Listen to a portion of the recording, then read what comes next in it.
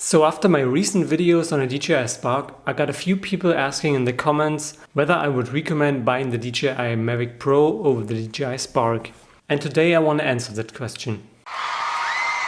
So for me, the decision between buying the DJI MAVIC Pro or the DJI Spark all comes down to just one point, and that is not the slow motion.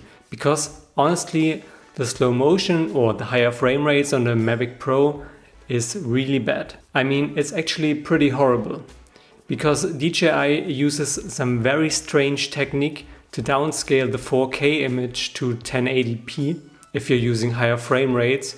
And that leads to a really bad image quality. So for me, if you want to use some slow motion effect on your drone shots, it's better to use the Optical Flow feature every video editing software nowadays has. Like in Adobe Premiere Pro and in Apple's Final Cut, the Optical Flow is really good, and I only had it failing one time when I wanted to use the slow motion effect on some birds against a pretty light sky, and that didn't work out really well. But I think on landscapes and all that other stuff you use to shoot with your drone, you're good to go with the Optical Flow and you can save up the money. So for me, the only reason to go with the MAVIC Pro instead of the Spark is 4K.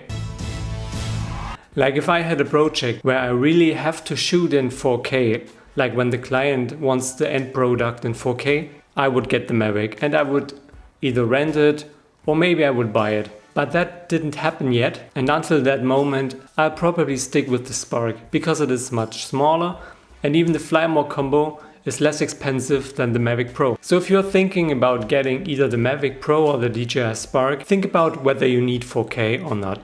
And be honest, do you need 4K or do you just think you need it because you're feeling like everyone else does 4K nowadays? But keep in mind that 4K isn't the standard yet. It will be probably in 1 or 2 years.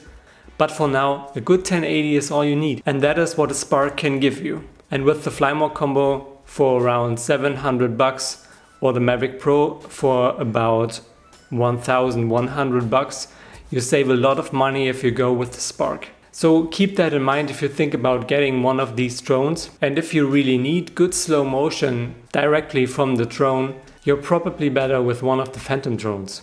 So I hope you guys found this video helpful. If you have any further questions, just leave a comment and don't forget to like the video and subscribe to the channel. Also check out my other videos on the Spark, especially my recent summer diary video I released, which I shot on the GH4 and the DJI Spark, and I think it turned out pretty good. So that's all I wanted to say today. I hope to see you guys in the next video.